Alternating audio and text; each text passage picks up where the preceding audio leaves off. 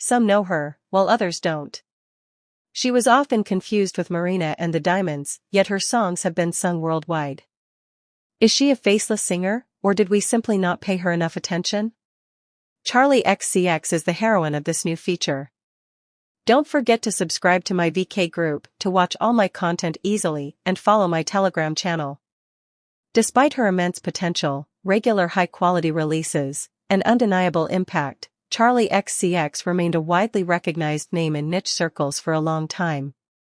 In her native UK, she was adored by pop music fans and critics alike, who praised her ability to push genre boundaries. However, in much of the rest of the world, Russia, the CIS, and the US, for instance, she often felt out of place among pop stars. As she says in a track from her album Crash, she's famous, but not entirely.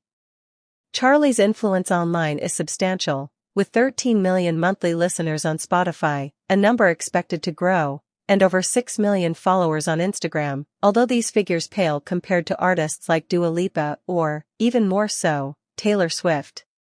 This places XCX in an interesting position. Should she aim for global pop giant status or remain the queen of the underground?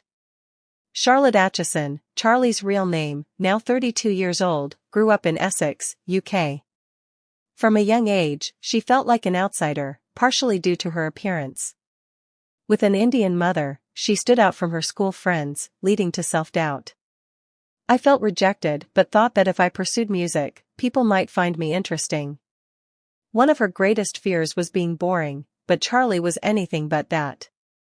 She also has synesthesia, a neurological condition that allows her to see sounds and hear colors, a fascinating and unique trait.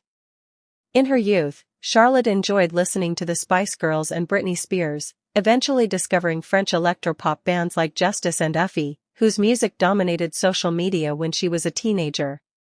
At 14, Charli convinced her parents to lend her money to record an album. Using a Yamaha keyboard and an 8-track digital recorder, she created amateur rave music, resulting in her debut album 14, completed in 2008.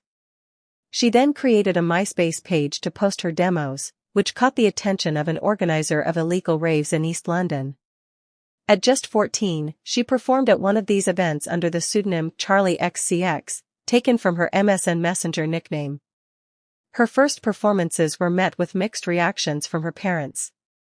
Her mother, raised in a strict Muslim family in Uganda, was horrified, while her father, a former concert promoter, reluctantly supported her endeavors. They even accompanied her to these late-night raves.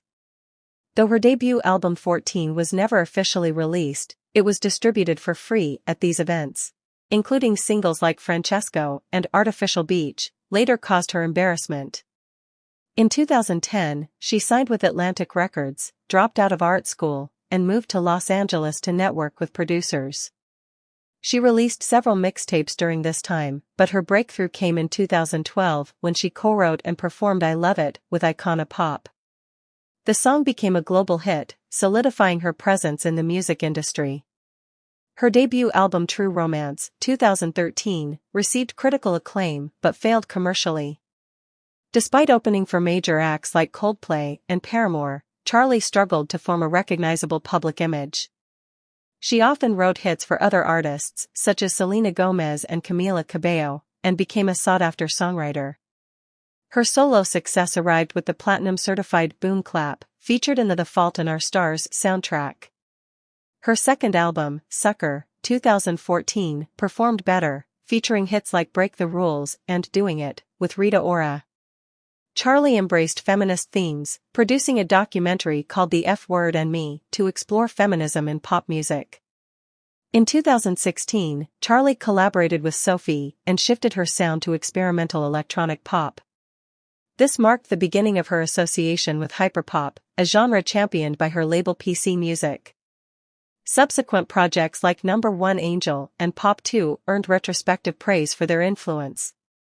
Her 2017 hit Boys featured a star-studded music video, while collaborations with artists like BTS, Troye Sivan, and Lizzo solidified her diverse portfolio. During the pandemic, Charli recorded How I'm Feeling Now from home, involving fans in its creation through social media. Her 2022 album Crash reflected a more mainstream pop direction, finally earning her chart-topping success in the UK, Ireland, and Australia. This album allowed her to achieve her long-awaited goals while experimenting with a new, vampy image.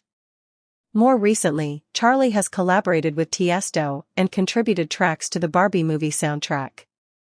Her music continues to evolve, blending personal themes with bold experimentation. As she steps into a new era, it's clear Charli XCX is poised to make an even greater mark on the music world. What are your thoughts on Charli XCX?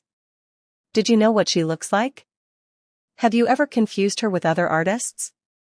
Let me know in the comments, and don't forget to like and subscribe for more updates. See you next time.